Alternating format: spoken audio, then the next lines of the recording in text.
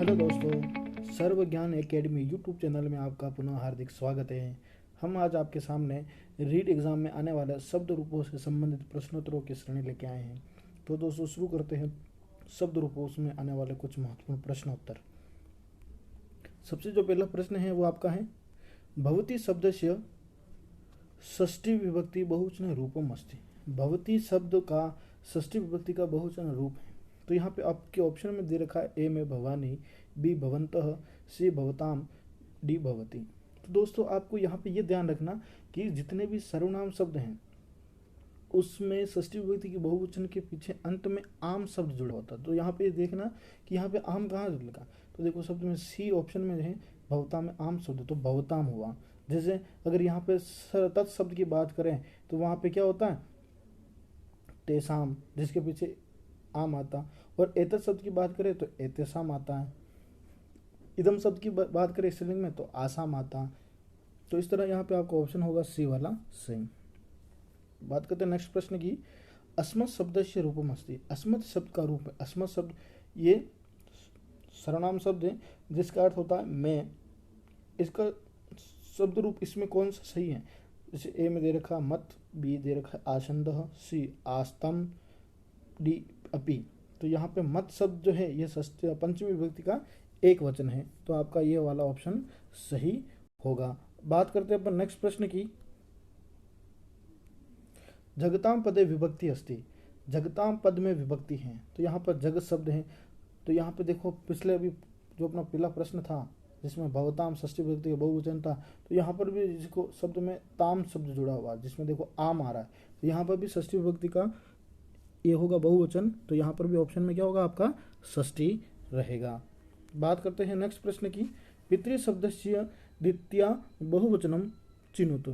पितृ शब्द का द्वितीय का बहुवचन का चुनाव करना है। तो यहाँ पे देखो ए में दे रखा है पित्रान, बी पितृन, सी पितृन, डी पित्रा। तो यहाँ पे ध्यान देने वाली बात यहाँ पे कि पितृ शब्द और स्त्रीलिंग में मातृ शब्द दोनों समान चलते हैं, लेकिन यहाँ पे अंतर ओनली इतना सा होता है कि द्वितीय विभक्ति के बहुवचन में थोड़ा सा अंतर होता है। वो जैसे पितृ शब्द में पितृन शब्द आता है, क्या आता है पितृन, और मातृ शब्द स्त्रीलिंग में आता है मातृ। क्या आएगा आपका मातृ आएगा। बस यहाँ पे ये ध्यान देने वाली बात है। बात करते हैं नेक्स्ट प्रश्न की अपन, पत्यो पदम अस्ति। पत्यो जो पद है इसमें कौन सी विभक्ति लग रही है? तो यहाँ पे देखा आपने रूप याद किया होगा, हरि शब्द में सप्तमी विभक्ति का एक वचन तो हरो। तो यहाँ पे पति शब्द भी हरि की तरह चलता है, तो यहाँ पे होगा पत्यो। तो यहाँ पे सप्तमी विभक्ति का आपका एक वचन डी वाला ऑप्शन सही होगा। बात करते हैं हम नेक्स्ट प्रश्न की, भूभृत शब्द से द्वितीय बहुवचनम अस्ति। भूभृत शब्द का द्वितीय का बहुवचन रूप है। भूभृत शब्द तकारांत पुल्लिंग शब्द है जिसमें बहुवचन पूछा द्वितीय विभक्ति, क्या है इसमें भूभृतः। क्या होगा भूभृतान नहीं होगा जैसे रामान की जगह, लेकिन यहाँ पे क्या होगा भूभृत, क्योंकि प्रथमा विभक्ति और द्वितीय विभक्ति दोनों रूप सेम चलते हैं, समान चलते हैं। जैसे भवत भूभृत भूभृतौ भूभृता, भूभृतम भूभृतो भूभृता। तो यहाँ पे आपका ऑप्शन क्या सही होगा, भूभृता वाला ए वाला ऑप्शन सही होगा। बात करते हैं नेक्स्ट प्रश्न की, शब्द रूपेशु आत्मन पदम अस्ति। शब्द रूप में आत्मन जो पद है वो है, ऑप्शन में देखना प्रथमा विभक्ति का एक वचन, पंचमी विभक्ति का एक वचन, या प्रथमा विभक्ति का बहुवचन, या षष्ठी का द्वितीय द्विवचन। तो यहाँ पे देखना कि पंचमी का हो नहीं सकता क्योंकि आत्मन, प्रथमा एक वचन, प्रथमा बहुवचन और षष्ठी द्विवचन। तो यहाँ पे क्या होगा आपका ऑप्शन ए वाला, क्योंकि यहाँ षष्ठी का एक वचन में क्या होता है आत्मान शब्द होता है। क्या होता है आत्मान, ठीक है। यहाँ पे आपका ऑप्शन सही क्या होगा, प्रथमा विभक्ति का एक वचन आत्मना होगा। बात करते हैं नेक्स्ट प्रश्न की, धेनु शब्दस्य तृतीया एक वचनम अस्ति। धेनु शब्द का तृतीय का एक वचन रूप होगा। धेनु शब्द का तृतीय का एक वचन क्या होगा, धेनवा। ऑप्शन में क्या होगा बी वाला सही। और यहाँ पे अगर विसर्ग लग जाए धेन वा और विसर्ग आ जाए, क्या आ जाए विसर्ग आ जाए, तो वहाँ पे वो क्या हो जाएगा पंचमी विभक्ति और षष्ठी विभक्ति का एक वचन होगा। बात करते हैं नेक्स्ट प्रश्न के, वारी शब्द से पंचमी एक वचन रूपम अस्ति। वारी शब्द का पंचमी का एक वचन रूप है। यहाँ पे पंचमी का एक वचन रूप, जैसे ए में दे रखा है वारिणाथ, बी दे रखा वार्यात, सी देखा वारिणो, डी देखा वारिणो। तो यहाँ ये मत समझ लेना कि राम की तरह आत लगा हुआ है तो यहाँ पे ए वाला ऑप्शन, लेकिन ध्यान देना यहाँ पे वारिण शब्द जो है उसमें षष्ठी विभक्ति और पंचमी विभक्ति समान चलते, तो यहाँ पे क्या होगा, वारिण ऑप्शन सही होगा। बात करते हैं हम नेक्स्ट प्रश्न की। पुल्लिंगे इदम शब्दस्य तृतीय बहुवचन रूपम अस्ति। पुल्लिंग में इदम शब्द का तृतीय का बहुवचन रूप होगा। यहाँ इदम शब्द की बात कर रहे हैं सर्वनाम शब्दों में, जैसे ऑप्शन ए में दे रखा आबी, बी में ए बी, सी अनया बी, डी अनैन बी। तो यहाँ पे दोस्तों यहाँ पे अनया बी ऑप्शन तो हो नहीं सकता, डी अनैन बी शब्द भी नहीं होता, आ बी और ए बी।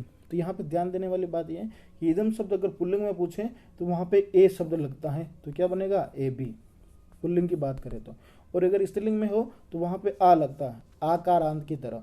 जैसे अकारांत रमा शब्द की याद करो तो यहाँ पे यह ध्यान देना कि आबी जो होगा वो तो स्त्रीलिंग में होगा और पुल्लिंग में होगा ए बी। तो आपका ऑप्शन ए बी वाला सही है। बात करते हैं हम नेक्स्ट प्रश्न की। जगती शब्द रूपम स्यात्। जगती शब्द रूप हैं, तो यहाँ पे देखो ऑप्शन देखो क्या है,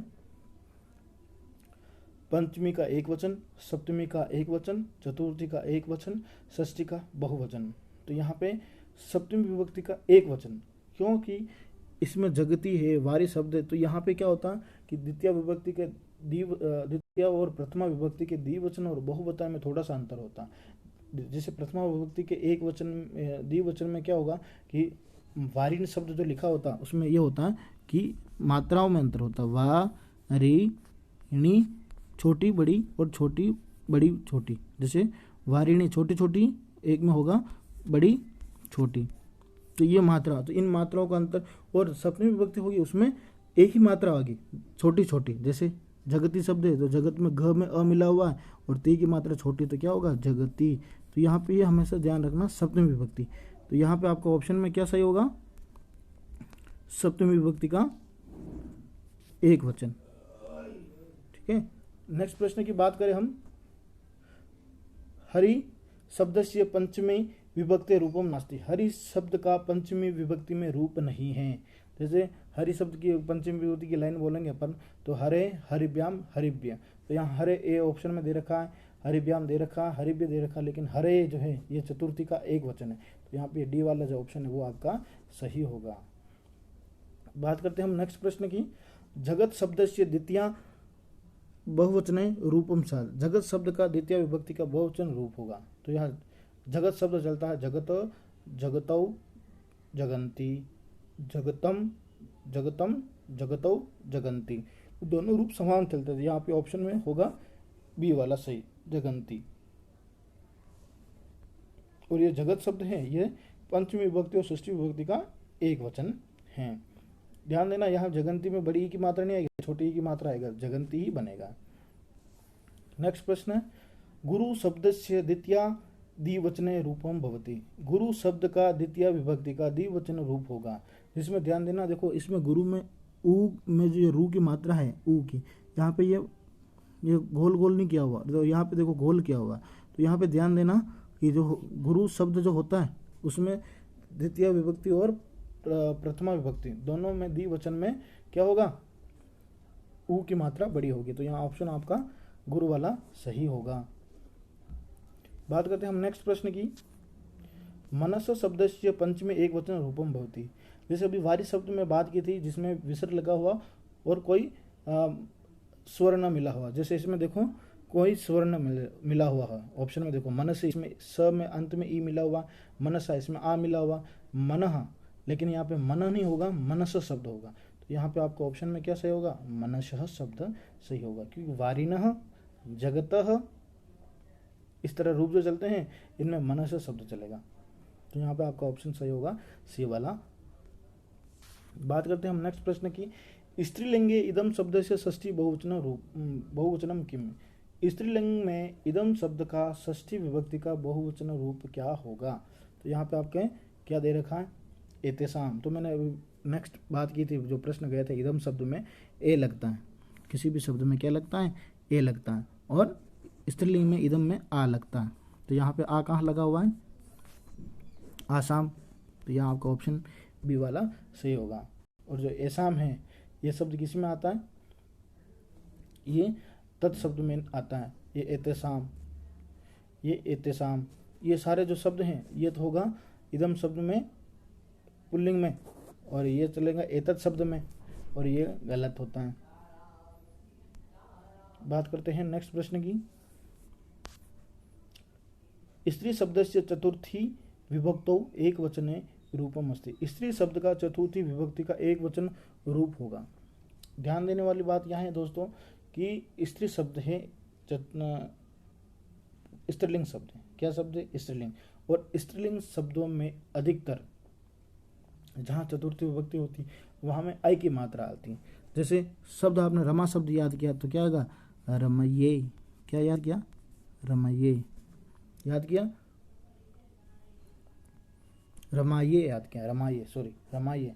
तो जहाँ पे आई की मात्रा आए तो वहाँ पे वो अधिकतर शब्द कौन सा होता है, चतुर्थी विभक्ति का एक वचन रूप होगा। तो यहाँ पे स्त्रीलिंग शब्द, स्त्री शब्द जो स्त्रीलिंग है, तो यहाँ पे बी वाला आपका ऑप्शन सही होगा। बात करते हैं हम नेक्स्ट प्रश्न की। रमा शब्दस्य सप्तमी विभक्तो बहुवचन रूप, सॉरी आपका हाँ, रमा शब्दस्य सप्तमी विभक्तो बहुवचने रूपम अस्ति। रमा शब्द का सप्तमी विभक्ति का बहुवचन रूप होगा। बहुवचन का रूप पूछ रहा है, ध्यान देना। यहाँ पे देखो इसमें थोड़ा सा ध्यान देने वाली यही कि ए में दे रखा रमासु, बी में रमसु, सी में रमेशु, डी में रमासु। तो यहाँ पे देखो ये तो आपने पढ़े नहीं होंगे, रमसु और रमसु, रमेशु। ऑप्शन ए और बी डी में कन्फ्यूजन है, तो ध्यान देना कि स्त्रीलिंग शब्दों में सड़क वाला सु आता है। कौन सा आता है, सड़क वाला। और पुल्लिंग शब्दों में अधिकतर कौन सा सु आएगा, षटकोण वाला सु आएगा। तो आपका ऑप्शन कौन सा सही होगा, ए वाला, रमासु। बात करते हैं नेक्स्ट प्रश्न की। मधु शब्दस्य षष्ठी विभक्तो द्विवचने रूपम अस्ति। मधु शब्द का षष्ठी विभक्ति का द्विवचन रूप पूछ रहा है। तो यहाँ दे रखा है मधुवो, मधवो, मधवो, मधुनो। ठीक है, तो यहाँ पे आपका जो शब्द होगा वो सही क्या होगा, जिसमें अ की मात्रा लगी हो, मधु। ठीक है, तो आपका यहाँ ऑप्शन सही होगा मधुनो। आपका ऑप्शन सही क्या होगा, मधुनो। बात करते हैं नेक्स्ट प्रश्न की। भूव्रत शब्द से प्रथमा विभक्तो बहुवचन रूपम अस्ति। भूव्रत शब्द का प्रथमा विभक्ति का बहुवचन रूप पूछ रहा है, तो क्या होगा, भूव्रता। क्या होगा, भूव्रता। भूव्रतो, भूव्रतौ, भूव्रता। प्रथमा, भूव्रतम, भूव्रतो, भूव्रता।